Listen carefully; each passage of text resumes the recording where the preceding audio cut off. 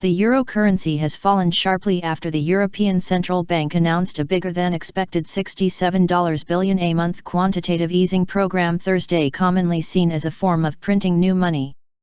The European Central Bank's bold move was prompted by alarming figures showing 0.2% deflation in the Eurozone last quarter, raising the prospect that people would stop spending in the expectation that prices would fall. So will quantitative easing, or QE, rescue Europe's economy?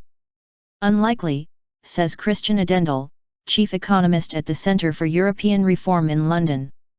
The problem is that the ECB has waited relatively long before it's considering this relatively bold step. And part of QE is changing people's expectation for the better. And expectations in the Eurozone have deteriorated quite a bit, said Odendahl. Even the $1.3 trillion QE program might not be enough to change that, says Kathleen Brooks of foreign exchange bank Forex.com.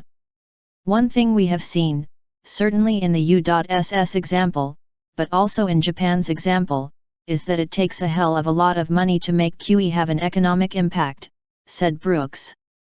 The United States QE program offers other lessons, said Odendahl. One is it works best if you are bold right from the start.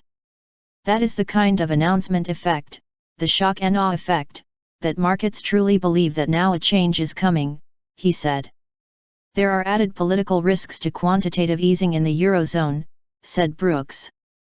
If your central bank is buying up the assets of various member states, then all of a sudden Germany, in particular they've got the biggest economy in the Eurozone, could be liable if those states don't pay back the central bank, he said. German Chancellor Angela Merkel gave a lukewarm reception to the ECB's program at the World Economic Forum in Davos on Thursday. It is now time to cleanse and consolidate the finances, now that the interest rates are low, said Merkel. Japan suffered a lost decade of low inflation and low growth from which it's only recently showed signs of emerging. William Sato, senior advisor to Japanese Prime Minister Shinzo Abe, said the comparison has limits. In the case of ECB and Europe, you have a good case of Japan to learn from. From Europe, which I think is fundamentally different from Japan, is that for many different countries put together with different ways of thinking, said Sato. Those differences could be underlined Sunday in the epicenter of the European financial crisis, Greece. The far-left Syriza party has brought thousands of supporters onto the streets during the election campaign, on a platform of opposition to German-led austerity.